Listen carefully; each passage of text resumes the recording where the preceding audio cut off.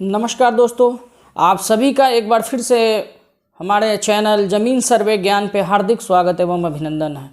दोस्तों, आज जो यह हमारा वीडियो बन रहा है इसका मुख्य टॉपिक है ज़मीन सर्वे का परिचय। इसमें हम कुछ बृहद तौर पर नहीं जानेंगे, एक छोटा सा सारांश लेते चलेंगे कि ज़मीन सर्वे क्या होता है, इसके कराने के पीछे मुख्य उद्देश्य क्या है, क्यों इसकी आवश्यकता पड़ती है। उसके बाद मुख्य भूमि सर्वे जो है वो कौन कौन से हैं, कब कब कराया गया है, इसके बारे में थोड़ा नॉलेज लेंगे। उसके बाद आज जो हम सबसे लास्ट में डिस्कस करेंगे, जो सबसे महत्वपूर्ण आज का जो टॉपिक है वो है विशेष सर्वेक्षण। बिहार विशेष सर्वेक्षण प्रक्रिया का सबसे महत्वपूर्ण और पहला अंग, जिसके जो कि होता है प्रपत्र 1 उद्घोषणा का। तो हम सबसे लास्ट में इसके बारे में भी डिस्कस करेंगे, क्योंकि यह रैयतों के लिए एक बहुत ही महत्वपूर्ण इसके द्वारा जानकारी मिलती है। जहाँ भी सर्वे शुरू हो रहा होता है, या मान लीजिए जहाँ भी अभी सर्वे शुरू होना है, या मान लीजिए जहाँ सर्वे शुरू हो चुका है, इन सभी के लिए यह एक महत्वपूर्ण विषय होने वाला है उद्घोषणा का।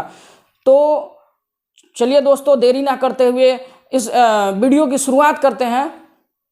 तो सबसे पहले हम लोग करेंगे कि भूमि सर्वे क्या होता है, क्योंकि सर्वे बहुत प्रकार का होता है, लेकिन अभी हम लोग मेनली जुड़े हुए हैं भूमि सर्वे से।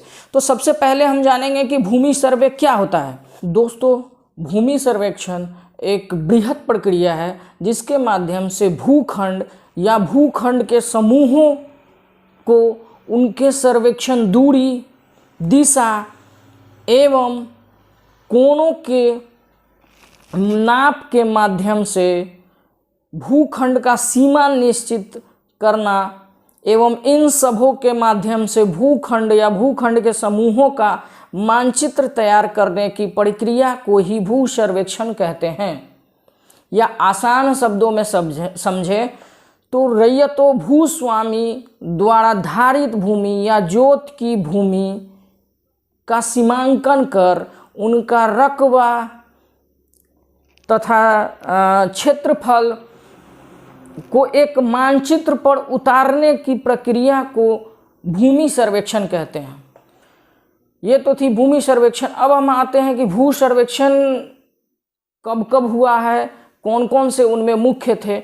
ऐसे तो भूमि सर्वेक्षण एक बहुत बड़ा विषय है जिस पर कि हम कितना भी वीडियो बनाएं, अभी तो इस पर बहुत सारा एक लंबा वीडियो बन सकता है, लेकिन हम आपको एक शॉर्ट में बता रहे हैं कि भू सर्वेक्षण मोस्टली 3 बार हुआ था। एक जो हुआ था आपका सबसे पहला, 3 टाइप का भूमि सर्वेक्षण होता है। पहला CS, दूसरा RS, और अभी जो वर्तमान में चल रहा है उसको SS कहते हैं। CS हो गया कैडेस्ट्रल सर्वे, जो कि आपको 1880 से 1925 तक चला था। दूसरा हो गया रिविजनल सर्वे, जो कि आपको 1958 से 2002 तक चला था। और तीसरा जो आपका है SS सर्वे, जिसको कि हम विशेष सर्वेक्षण कहते हैं, 2016 से लेकर के 2000 टिल नाउ अभी तक कंटिन्यू है, मतलब अभी तक चल रहा है। तो अभी हम लोग देख रहे हैं कि वर्तमान में कहीं कहीं 1902 के सर्वे जो है वही मान्य है, कहीं कहीं 1965 में जो सर्वे हो गया वो फाइनल है, वो मान्य है। लेकिन अभी हम लोगों को विशेष तौर पर बात करना है विशेष सर्वेक्षण के बारे में।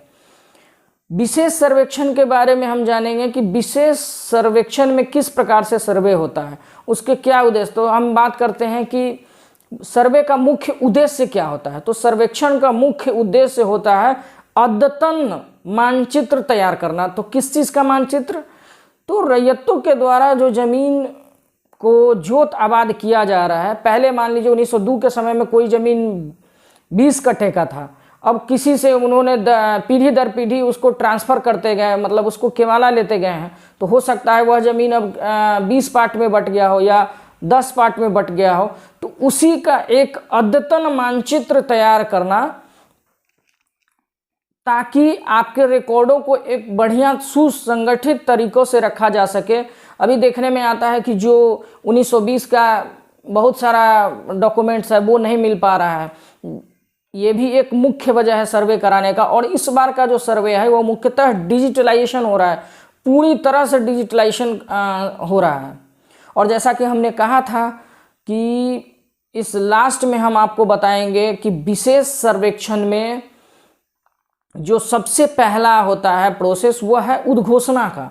दोस्तों, उद्घोषणा के माध्यम से सरकार यह रैयतों को घोषणा करती है कि सरकार के द्वारा यह घोषणा किया जाता है कि फलाने फलाने मौजे का विशेष सर्वेक्षण का काम शुरू किया जा रहा है, जिसमें कि एक पेपर के माध्यम से भी सूचना दी जाती है, जिसमें यह बताया जाता है कि निम्न मौजों के सर्वे का काम शुरू किया जा रहा है, जिसमें कि आपको सहयोग करना होता है, जिसमें आपसे अपेक्षा की जाती है कि आपके ज़मीन मापी के लिए जब अमीन आपके प्लॉट पर आएंगे तो उसमें उन्हें बहुत सारी समस्याएं हो सकता है कि कहीं पे जंगल हो, कहीं पे झाड़ी हो, कहीं पे पेड़ है, तो उसको काट कर अगर मान लीजिए कहीं भी दिक्कत हो रहा है, मान लीजिए पेड़ बीच में पड़ रहा है या कहीं पे कोई पौधा है, तो उसको काटने में मदद करेंगे। हो सकता है इस क्रम में आपके पेड़ पौधे का जो नुकसान आदि होगा, तो इस सब प्रोसेस में आपको मदद करना पड़ेगा। तो दोस्तों अब हम बात करते हैं सबसे पहले कि उद्घोषणा में ऐसा क्या है। तो उद्घोषणा होने का मतलब है जैसे ही सरकार ने उद्घोषणा कर दिया, मतलब भूमि सर्वेक्षण का काम अब पहले चरण में शुरू हो चुका है। तो इसके साथ ही रैयतों की सबसे बड़ी जिम्मेवारी ये हो जाती है कि एक देखिएगा उसमें उद्घोषणा के सबसे लास्ट में रहता है, सभी रैयतों को सूचित किया जाता है कि अपने आड़ मेड़ पर मिट्टी देकर उसे सही कर लें। दोस्तों, पूरे सर्वे के प्रक्रिया में यह जो प्रक्रिया है यह बहुत ही महत्वपूर्ण प्रक्रिया है। अगर आप इस प्रोसेस को कर लेते हैं, इस प्रक्रिया को पूर्ण कर लेते हैं, तो दोस्तों आपको ज़्यादा कठिनाई नहीं होने वाली है सर्वे में, और यह बहुत ही एक महत्वपूर्ण प्रक्रिया है। तो इसके द्वारा रैयतों को कहा जाता है कि आप अपना आड़ मेड़ सही कर ले। तो इसके द्वारा सरकार आपको ये कहना चाह रहा है कि मान लीजिए आपने किसी ज़मीन का केवाला लिया है 5 कट्ठा, लेकिन अभी आपके भूमि पे 4 कट्ठा है। तो अगर आप पहले ही उसको या तो आप लोकल अमीन से या किसी सरकारी अमीन से मापी करा करके आप अपना उसका 5 कट्ठा का आड़ मेड़ बना लेंगे, तो सर्वे के टाइम में आपका 5 कट्ठा का वो नक्शा बन करके तैयार हो जाएगा। क्योंकि अगर आप ऐसा नहीं करते हैं तो आपको स्टेप बाय स्टेप बहुत सारी परेशानियों का भी सामना करना पड़ सकता है। इसलिए आप सभी लोगों से यह निवेदन है, एकदम अपने भूमि का जांच करा ले सर्वे होने से पहले। क्योंकि आपने पूर्व में भी सुना होगा, आप पहले भी सुनते आ रहे होंगे कि जैसे 1902 में सर्वे हुआ, किसी के पास कागज़ है 4 कट्ठा का और नक्शा बन गया 5 कट्ठा का, किसी के पास कागज़ है 4 कट्ठा का, नक्शा बन गया 3.5 कट्ठा। दोस्तों, तो इन सब के पीछे यही एक सबसे बड़ा रीज़न है। तो इसलिए आप लोग दोस्तों सजग रहिए और एकदम इस प्रोसेस को एकदम करिए कि सर्वे शुरू होने से पहले या सर्वे शुरू भी हो चुका है, मान लीजिए जहाँ भी, आप अपना नापी कराकर अपने आड़ मेड़ को सही कर लीजिए अपने कागज़ के मुताबिक। मान लीजिए आपका ज़मीन अगर 5 कट्ठा है, नक्शे में भी 5 कट्ठा है, तो आप उसको अपना आड़ मेड़ देकर एकदम सही कर लीजिए।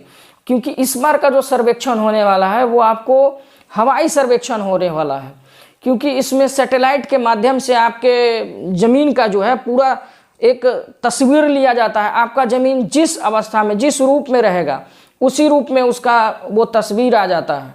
उसके बाद उसका सर्वे किया जाता है। ये भी हम आपको आगे चलकर अपने आगे वाले वीडियो में बनाएंगे। आगे वाले वीडियो में हम आपको बताएंगे, इसके बारे में भी सारी चर्चाएं करेंगे। लेकिन मैं एक बार फिर से आप लोगों को कहना चाहता हूँ कि यह जो प्रोसेस है अपना आड़ मेड़ को सही करने वाला, यह एक बहुत ही बड़ा प्रोसेस है।